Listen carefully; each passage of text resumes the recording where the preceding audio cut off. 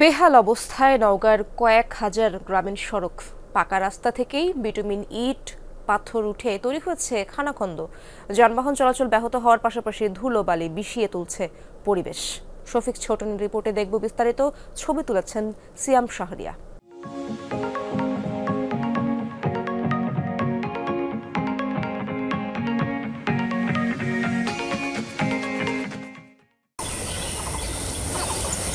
বেহাল দশায় পথের সিংহভাগই বিটুমিন আর ইট পাথরের প্রলেপ উঠে তৈরি হয়েছে খানাখন্দ। এ অবস্থা নওগাঁর নজিপুর থেকে বাবনাবাজ মোড় হয়ে পাহাড়পুর বৌদ্ধবিহার ও রাঙ্গামাটি সড়ক সহ উপজেলার বেশ কয়েকটি গ্রামীণ রাস্তার জোড়াতালি দিয়ে চলছে বছরের পর বছর। এতে ক্ষুব্ধ চলাচলকারীরা। খরার সময় ধুলা, প্রচণ্ড ধুলা, বর্ষার সময় এক গ্রা হাঁটু কাদো যে জল বেঁধে থাকে। রাস্তার কন্ডিশন তো হেভি, গ্যাপ ট্যাপ, গাড়ি নামে দিলে ব্যাটারির গাড়ি তো উঠতেই চায় না মনে করেন। গাড়ির পাতি ভাঙে, তারপরে আপনার সাইকেল পিন ভাঙে, বিয়ারিং টিয়ারিং এগুলো ভাঙবে। স্থানীয়রা বলছেন বরাদ্দের অভাবে পাকা হচ্ছে না সড়কগুলো। সংস্কারের দাবিতে আন্দোলনে নামলেও শুধু মিলছে আশ্বাস।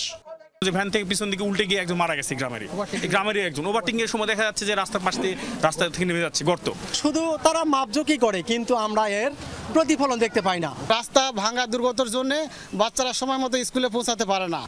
স্থানীয় সরকার প্রকৌশল অধিদপ্তরের তথ্য মতে নওগাঁর 11টি উপজেলায় ৬,৫৮০ কিলোমিটার গ্রামীণ সড়কের মধ্যে পাকা হয়েছে ৩,২০০ কিলোমিটার। বরাদ্দ পেলে আগামী অর্থ বছরের সড়কগুলো সংস্কার এবং প্রশস্ত করার পরিকল্পনার কথা জানান এই কর্মকর্তা।